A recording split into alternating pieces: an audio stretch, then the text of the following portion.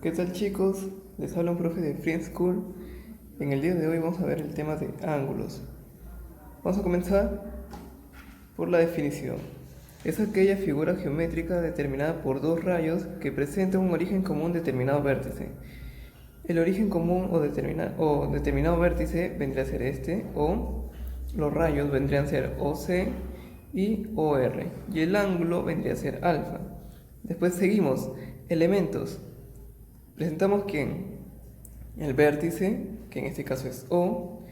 El ángulo está representado o denotado por esta figura, estas dos figuritas, COR, de esta manera o la otra.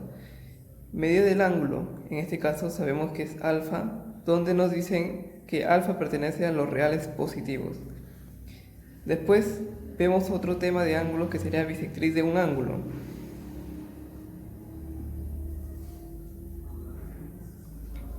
La bisectriz de un ángulo es el rayo que, partiendo desde el vértice, en este caso desde O, divide el ángulo en dos ángulos iguales.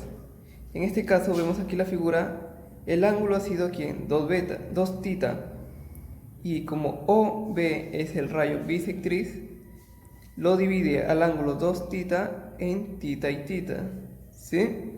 Por acá también tenemos, dice OB es bisectriz del ángulo AOC, donde AOB es igual al ángulo BOC. Continuamos por aquí. Clasificación de ángulos. Según su medida, tenemos el ángulo nulo, que es de 0 grados, esta es su representación.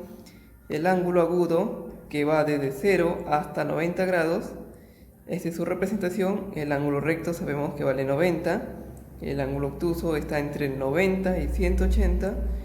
El ángulo llano es igual a 180. Y el ángulo de una vuelta, esta es su representación, sabemos que es 360.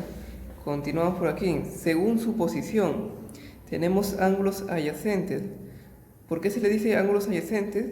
Porque comparten un rayo en común. En este caso el rayo es OB, ¿sí? Acá tengo el ángulo AOB y el ángulo BOC, ¿sí? Y acá hay unas propiedades también que nos pueden servir. Tenemos los ángulos adyacentes complementarios y suplementarios.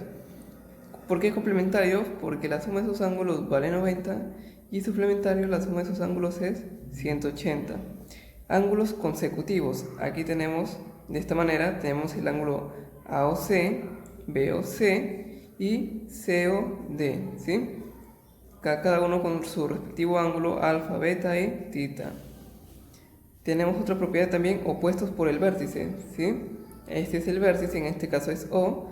Acá tengo el ángulo alfa, que me dice opuesto por el vértice, que el ángulo alfa es igual al ángulo beta. Seguimos por aquí. Según su característica, son dos ángulos complementarios y ángulos suplementarios. Los ángulos complementarios, como ya lo hemos visto anteriormente, es cuando la suma de sus dos ángulos vale 90. Y los ángulos suplementarios, cuando la suma de sus dos ángulos vale 180. Acá tenemos unas propiedades. El ángulo complementario, ¿qué nos dice? El complemento de un ángulo es igual a 90 menos el ángulo. Y en el caso del suplemento es igual a 180 menos el ángulo. ¿Sí? Acá tenemos, ojo, hay que tener en cuenta que hay ejercicios que vienen de esta forma. Cuando se repite el complemento de un ángulo n veces, hay que tener en cuenta esto. Si n es par y si n es impar. Si n es par, todo esto, el complemento de tantas veces el ángulo, se resumen al mismo ángulo, si n es par. Y si n es impar, todo esto se resume en el complemento del ángulo. Lo mismo se repite en el suplemento.